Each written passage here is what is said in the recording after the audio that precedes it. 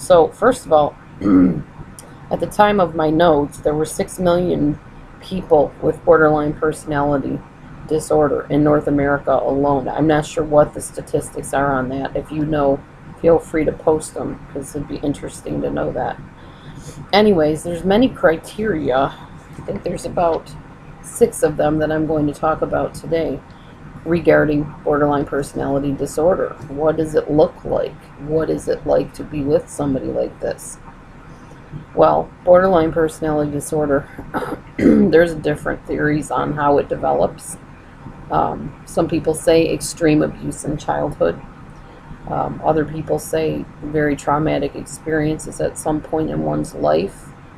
At any rate, the basis of it really is a fear of abandonment, fear of rejection, and the efforts made in order to avoid that happening.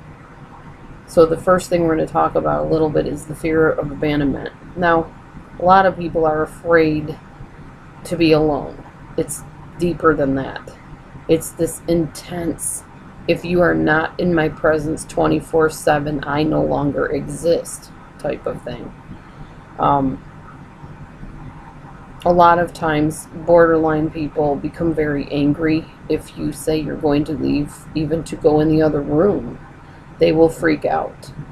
And they may say something like, fine, I knew you were going to leave me anyway. You're just like all the rest of them. And you're sitting there thinking, I'm going to get a glass of water in the kitchen. I'll be back. So to you, their fear is irrational. To a person with this disorder, that's terrifying that you're leaving. It feels like they are going to disintegrate the moment the heel of your shoe leaves the room. I mean, literally.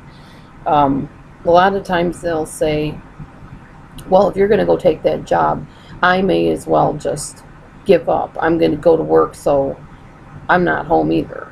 I'm just going to leave you. I'm just going to be gone all the time. And you're sitting there thinking, okay, you're going to punish me by getting a job? But to them, they're thinking, I'm going to leave you before you can leave me. Maybe that's not a real good example, but that's one I've seen before. They'll say things like, well, I knew you didn't really want to be with me anyway. Or, I knew you were unhappy in this relationship. And you're sitting there thinking, no, I don't know where you got that from, but everything's cool between us. They'll say things like, I waited by the phone and you didn't call me. Why didn't you call me? Where are you now? Who are you with? You know, they become very suspicious at times because they feel that if you're not with them, that, you know, you're doing something else. You don't want to be with them. You don't like them anymore. It's kind of, it feels like a childish thing, really. What it is in the borderline's mind, they're going to play out the very thing that they fear, which is you leaving them. So they do everything they can without realizing it that pushes you away, so that eventually they can say, see, you left me like everybody else.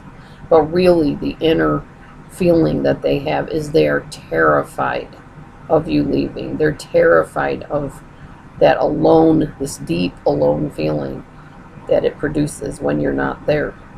They're terrified, basically, kind of, I would say, to be with themselves alone. So that's criteria number 1. Stay tuned for the next one. Thanks for watching. Bye-bye.